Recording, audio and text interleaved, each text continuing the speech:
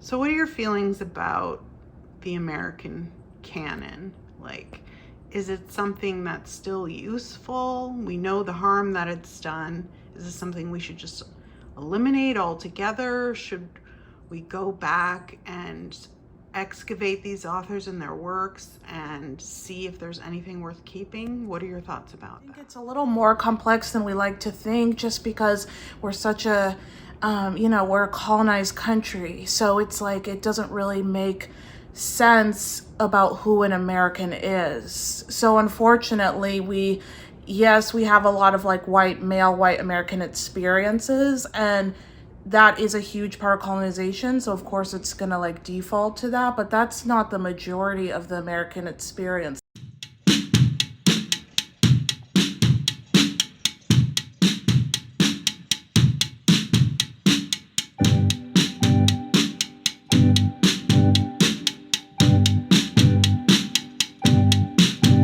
In 1993, John Guillory predicted that the canon debate would not go away and that it was likely to intensify as the positions of the right and of the left were further polarized. And so far, he's been right. Across the country, the future of English studies remains largely uncertain. Despite all the progress made in the last 40 years, students are still being asked to test out of a curriculum that they haven't studied and that they may never teach. I recently asked a novelist and a group of graduate students to share their thoughts on the future of English studies with or without a core curriculum. What are your thoughts on the canon then? So, the canon, obviously, as we know it in America, is largely white, largely male, largely heterosexual authors. Yeah. And the fact that it's regurgitated for generation after generation only serves to reinforce that. Yeah, I definitely think that the canon is outdated, and there needs to be something done about it. Basically, they're just telling us that this is not what we want to be a part of the American experience in education or legally.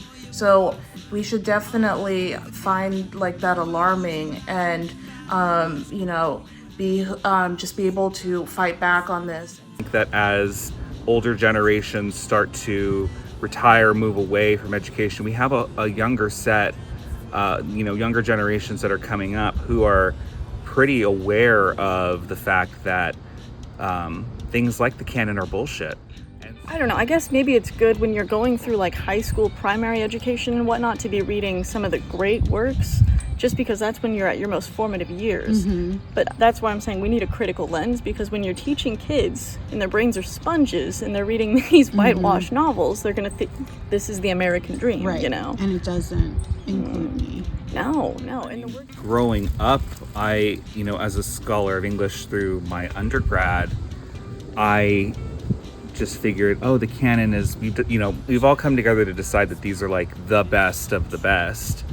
And when I kind of left undergrad and started getting into education and really thinking about like culturally responsive education, like critical race theory and what those terms actually mean in terms of education, I realized that like the canon is kind of bullshit. Like, yes, there are works that have importance, but there are other works that are being largely ignored simply because we've decided this particular set, these, voices of the West are the ones that are important.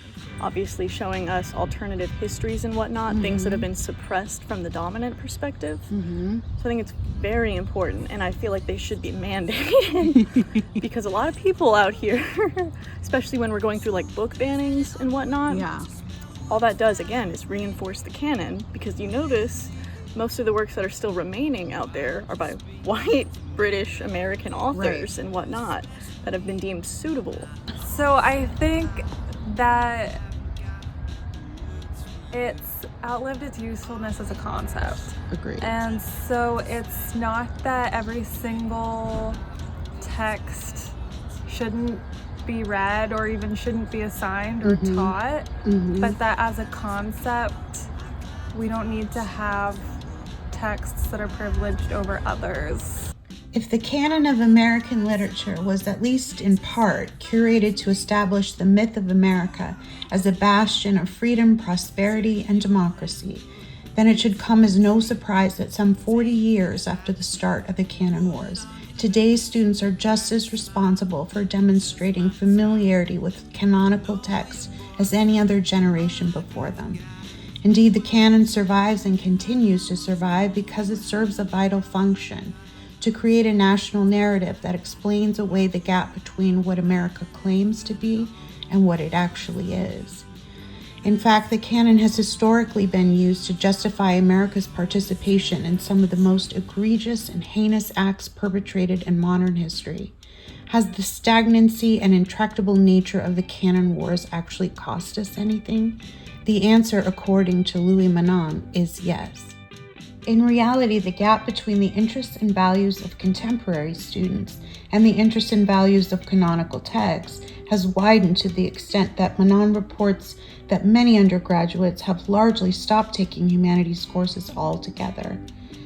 In fact, he reports that only about 8% of students entering Harvard College in the fall of 2021 reported that they intended to major in the arts and humanities. The decline in student interest affects doctoral programs as well, and this fact is crucial, he tells us, as doctoral programs are the reproductive organs of the entire system. So will the canon debates irreparably harm the future of studies in the humanities? And if so, what can be done about it? If the canon debates continue to wage with no real change in accreditation policy or testing requirements, will we continue to see enrollment trends decline? What's the solution? Again, I turn to the next generation of writers and educators to hear their thoughts on the future of the canon.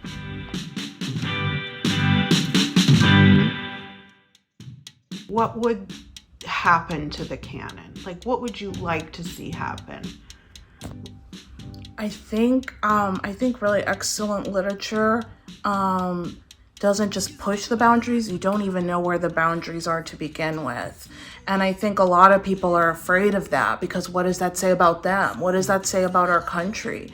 But I think we need to be really open to literature that challenges us, and we need to be open to experiences that are different than ours.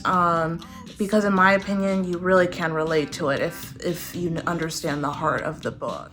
So I guess my take is that I don't think we need to change it. I just think it shouldn't exist.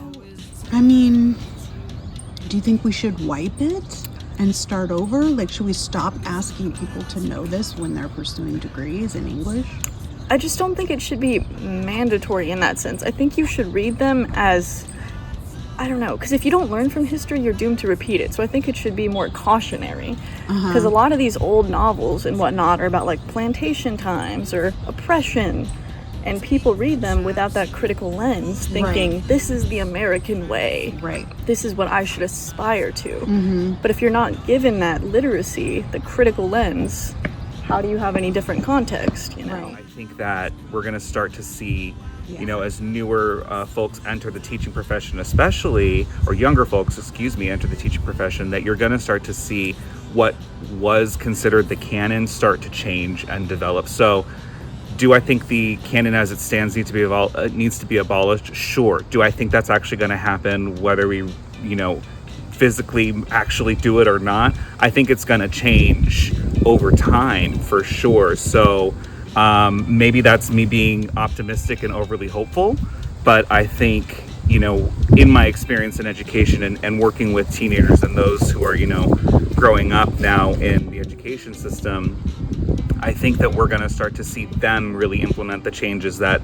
we've been saying for years need to happen. So I'm hopeful that it'll change, and I'm hopeful that, you know, in 20 years we won't be having this conversation. We need to stop kind of like excluding and just being like, oh, this is just for, you know, the Latinx community or for the Black community. Like, I think it's really important that we value like all these experiences, and we value their heritage, their ethnicity, their gender expression, their sexuality, you know, all of that, because it'll just help us be more wholesome, I think, but also it'll really help our country figure out what do we want to do next, and how do we want to shape this country, and what kind of people do we want you know, to start, not movements, but like movements are important, but like Conversation. Yes. And it's just kind of basically, I just think if we're at a place where we can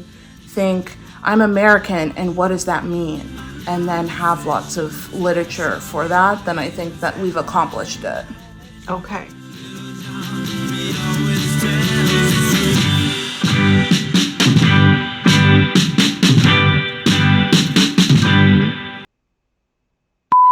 For each period in American history.